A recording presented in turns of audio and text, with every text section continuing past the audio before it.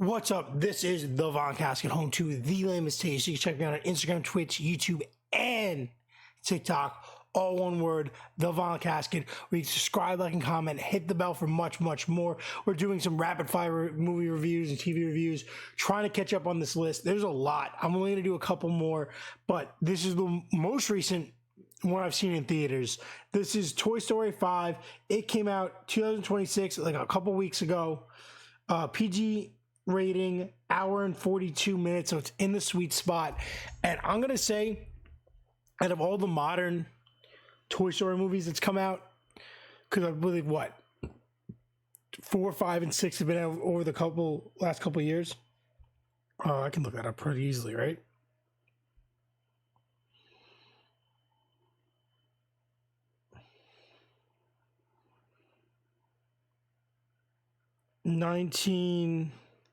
All right, so 4 came out in 2019, 3 in 2010. All right, so out of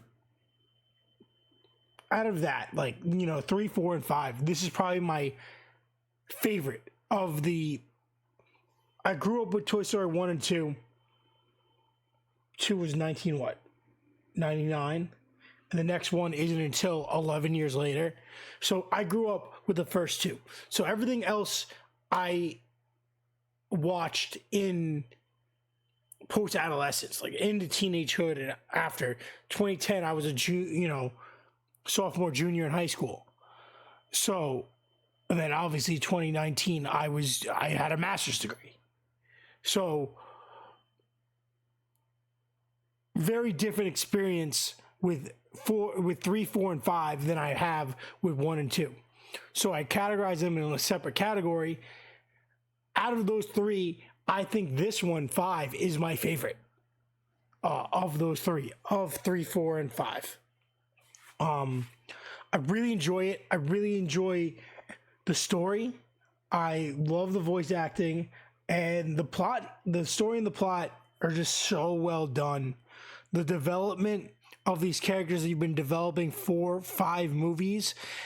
Jesse really has always been that character that's pinholed into a certain personality, and you finally get to see that fully flushed out.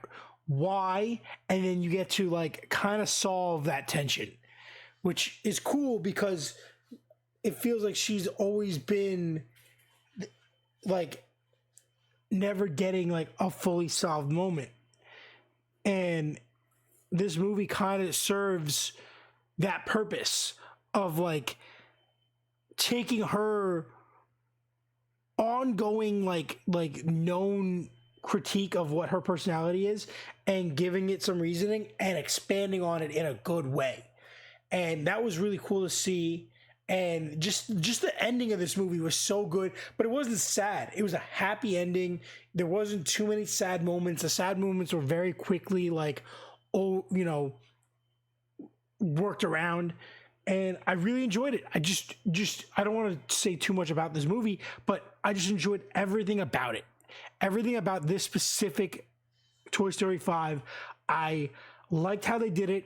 It was very mature for what it is. Obviously, it's a kid movie, but just the attention to detail, the way they took on the plot, the way they conveyed the story, just the way they articulated. Because now the characters are getting older again, right?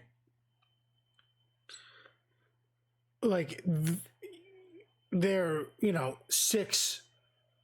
We're dealing with 6, 8, 9-year-olds. So they're getting back up in age. We just had a toddler with the Forky stuff. But now we're back to where we originally kind of were with Andy, where he's a 7-year-old, 8-year-old boy.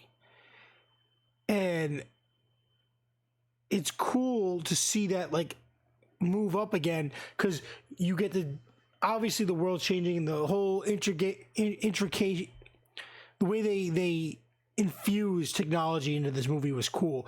And the whole iPad epidemic of iPad kids and tablets and everything was addressed really well. And they showed a way to use both. And I really liked everything in this movie. It was really solid. I could talk hours about it, and I don't want to. Out of 5, 4.8, really good movie. Let me know in the comments, guys, what you thought. We could discuss it more in detail. Try to keep these videos pretty short, because normally I would make a 10, 15, 20-minute video about this. But Toy Story 5, 4.8, awesome movie. Highly recommend. See it in theaters. It's great. With that being said, this is the Vinyl Casket. Home and Limitations. Check me out on Instagram, Twitch, YouTube, and TikTok. All one word. We can subscribe, like, and comment, hit the bell for much more. Do me a massive favor and stay lame.